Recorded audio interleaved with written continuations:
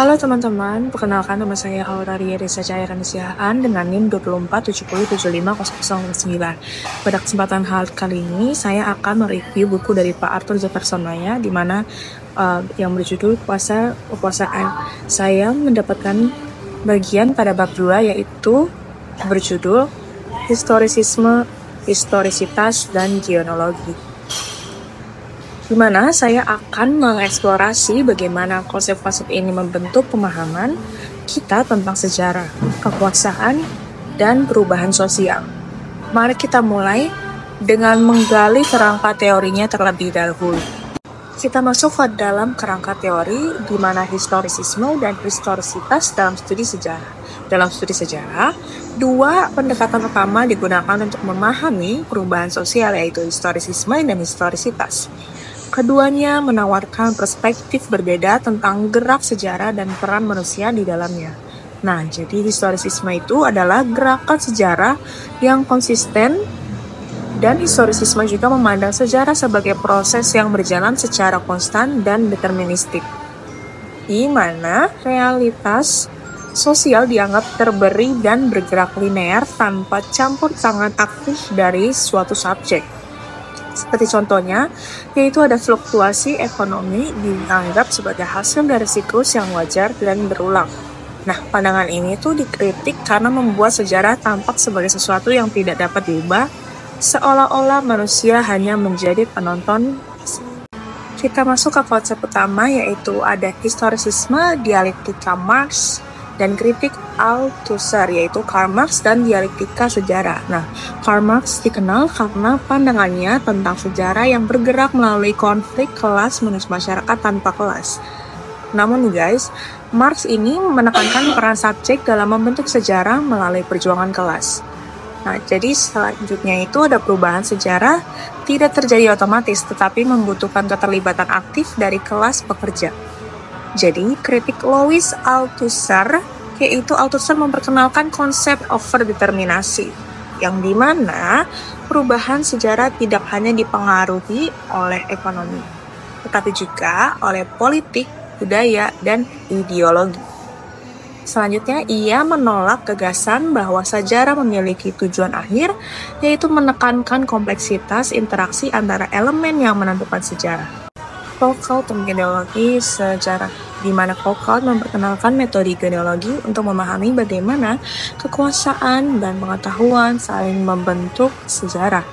Jadi sejarah bukan sekedar kumpulan peristiwa, tetapi melainkan arena di mana kekuasaan menciptakan norma dan perilaku.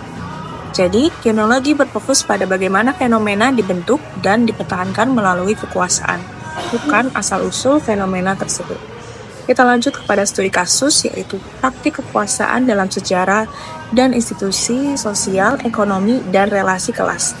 Nah, jadi dalam historisisme, dominasi kelas pekerja oleh bourgeoisie dianggap sebagai fenomena alami.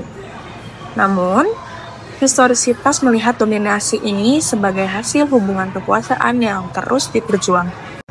Contohnya, seperti revolusi industri tidak hanya dipicu oleh perkembangan teknologi, tetapi juga perlawanan kelas pekerja terhadap eksploitasi.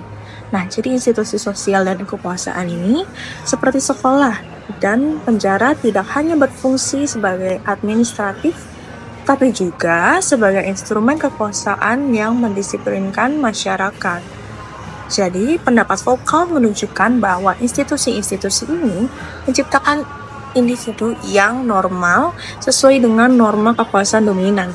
Sebagai contohnya, sekolah tidak hanya mendidik tetapi juga membentuk siswa untuk mematuhi aturan sosial tertentu. Kita memasuki pada analisis yang saya dapatkan, yaitu pertarungan kekuasaan dan kebenaran dalam sejarah, yaitu sejarah sebagai proyek kekuasaan. Sejarah tidak berjalan netral, guys. Jadi sebaliknya, ia adalah proyek kekuasaan yang mendominasi pengetahuan tertentu dan menyingkirkan yang lain. Nah, jadi Foucault berpendapat sejarah penuh dengan retakan yang mencerminkan dominasi kekuasaan yang berulang. Kekuasaan dan pengetahuan berjalan bersama. Jadi pengetahuan yang kita anggap benar tidak netral. Pengetahuan selalu terkait kekuasaan yang membentuk norma sosial, dan Foucault menyebutkan juga fenomena ini sebagai rezim kebenaran yang menentukan sah atau tidaknya pengetahuan. Jadi kita telah memasuki pada analisis yang saya dapatkan, yaitu pertarungan kekuasaan dan kebenaran dalam sejarah, yaitu sejarah sebagai proyek kekuasaan, dan sejarah tidak berjalan netral. Sebaliknya, ia adalah proyek kekuasaan yang mendominasi pengetahuan tertentu dan memikirkan yang lain. Nah, Foucault ini berpendapat yaitu sejarah penuh dengan retakan yang mencerminkan dominasi kekuasaan yang berulang. Kekuasaan dan pengetahuan berjalan bersama. Pengetahuan yang kita anggap benar tidak netral. Pengetahuan selalu terkait kekuasaan yang membentuk norma sosial. Dan Foucault juga menyebut fenomena ini sebagai rezim kebenaran yang menentukan sah atau tidaknya pengetahuan tersebut. Jadi peran subjek dalam sejarah yaitu subjek tidak menjadi objek kekuasaan tetapi juga agen perubahan yang aktif. Kesadaran dan perlawanan terhadap kekuasaan memungkinkan perubahan sosial yang sangat signifikan. Nah, perubahan hanya mungkin jika subjek sadar dan bertindak untuk mengubah situasi yang sudah ada ini.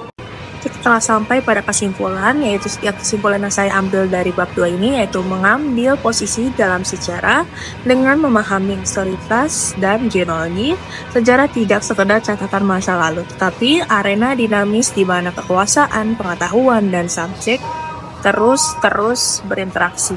Sebagai individu, di masa kini kita harus menjadi agen perubahan aktif, bukan hanya penerima pasif si kekuasaannya. Nah, melalui kesadaran dan tindakan, kita dapat membentuk sejarah yang lebih inklusif dan aktif. Sekian dari saya. Bila mana ada salah kata, saya mohon maaf. Terima kasih semuanya. Bye.